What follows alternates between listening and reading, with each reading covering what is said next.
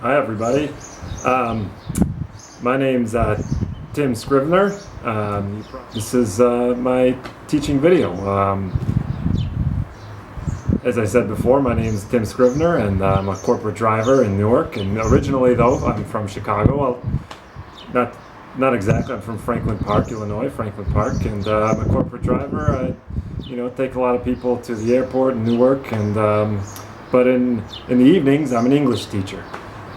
Been doing that for some time, and I remember when my cousin, Tim Scrivener, when he wrote this book in 1994, he asked me for some, practitioners' ideas, and I sent him a letter, and I'm pretty sure, I don't know if I was quoted exactly in the book, but my stuff's in here, and then I heard that in 2011 they made the third edition already, and they added the CD-ROM, so you can look at the CD-ROM.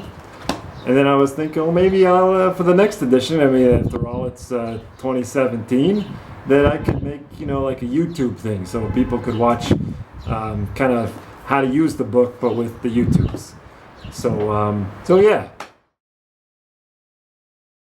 So basically, when you think about teaching English, there's a few things you got to know. You got to know the 4 skills. Okay, you got your reading, you got your writing, you got your talking, and you got your hearing. Okay, real important right there. When it comes to the talking skill, it's good for them to hear you talking. Helps their hearing, but sometimes you got to push them to talk a little bit. You know what I mean? And so when I call on a student, I'll be like, what do you have to say? And if they don't say anything, then you go with something like, hey, what are you in the Blue Man Group? That's a good one. They like that. Everybody's I always get them laughing, Everybody like the jokes. I'm always cutting them up, specifically the Chinese students, the Asians. Oh, they're laughing all the time. They love it. So yeah, we talked about the 4 skills.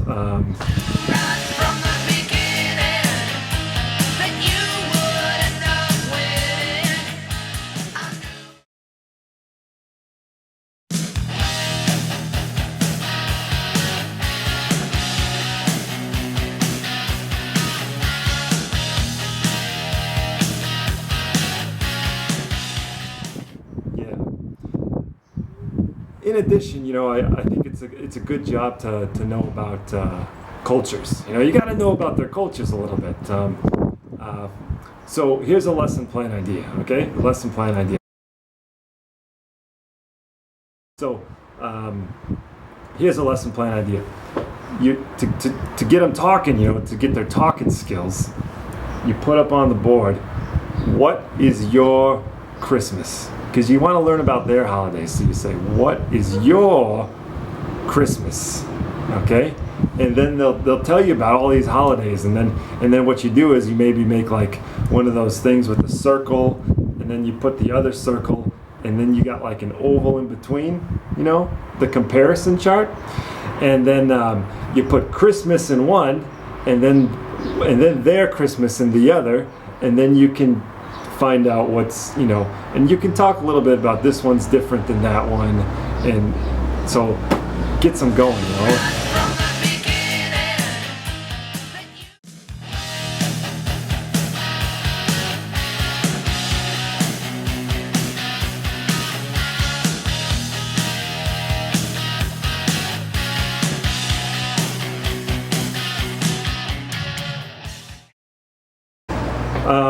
Okay, so when it comes to the hearing skill, you got to do dictations.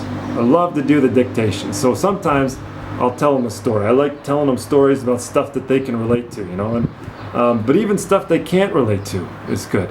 Because I figure maybe they could learn something, And see, I like to fly a lot, so I probably fly about twice a year. I mean, there and back, so round trip, so that's twice a year. But I'm always taking people to the airport, so I know a lot about flying, and So about every year I go on a trip to Atlanta, hot Atlanta, because I got a friend there. He's got a boxing gym, so I'll tell the students a story about my trip to Atlanta, and I'm gonna go see the champ, because I kind of like to get an idea of how they're doing, and then when I hear about the boxing match later on, I can say, I told you so, I saw him training.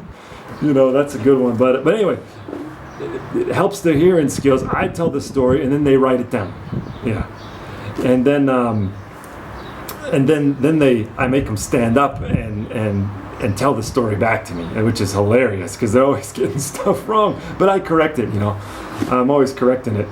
And I like to tell them about all my travels, when I go down to Atlanta, sometimes to Miami, right?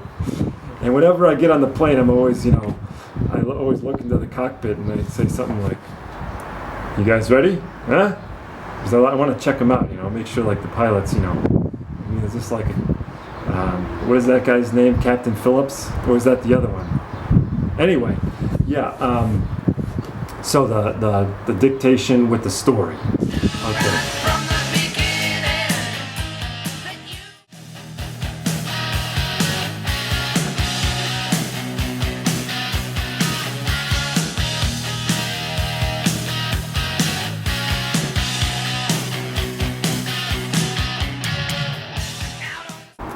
So about correction, error correction. That's another important one. If they say something and it's wrong, you're gonna have to do something about that, So for example, if a student gives an answer and you can't understand what they're saying, because their pronunciation's all crazy, because it'll happen. The pronunciation's all crazy, and the first thing you can do is you can be like, "What?" And then they repeat it, and then if you can't understand it at that point, then what you should do is just repeat back what you heard, like this, and be like, "What?" And they say it again, and you'd be like, "Okay, I heard you say ba-da-ba-da-ba-da-da-da." Okay, then they're always laughing. That's specifically the Asians do. It's always laughing at that. You repeat back what you heard them say, okay, and then they know like that it was wrong. Okay, or else they're not going to know.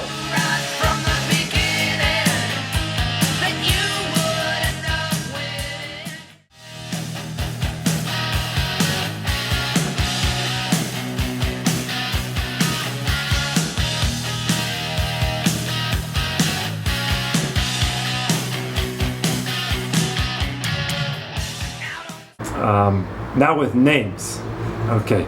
Names can be difficult because they come in and they got their names you never even heard of before. There's some really crazy names out there. I like to give them an English name or a nickname. Okay, for example, and one of the more common ones is Mohammed. Okay, and so I'll call him Ed, Mohammed Ed, and then I make a little joke with it. I'm like, Mohammed, so that's one. So yeah, you gotta, with the names, making nicknames, I'm always good at that.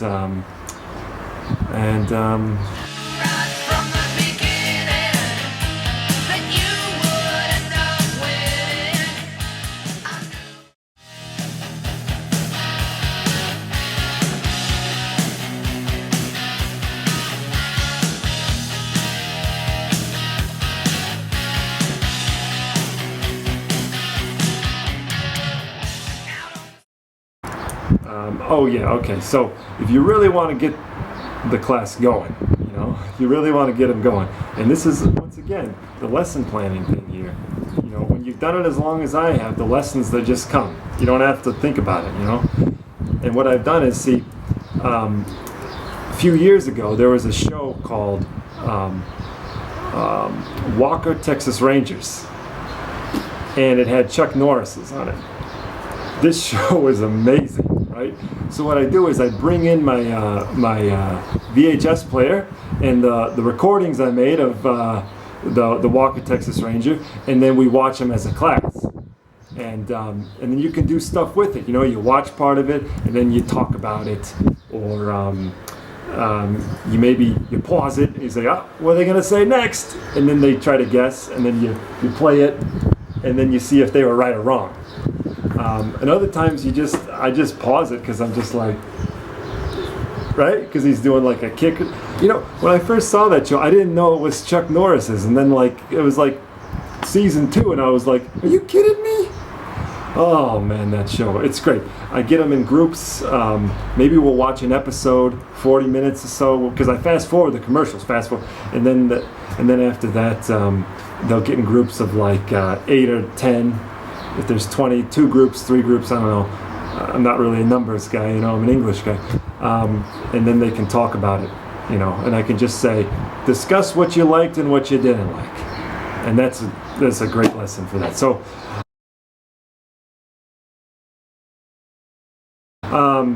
good luck, and as I said, you know, this is just putting it out there on the YouTubes, get people ready to use this book, and you'll when you read this, you'll hear all this same stuff that I'm talking about, because I wrote it back in 1994 or something. So, and this is my cousin. I don't know if I can see it, Jim Scrivener, but my name's Tim, so sometimes people get us a little bit confused. So it's Scrivener. Yeah. All right.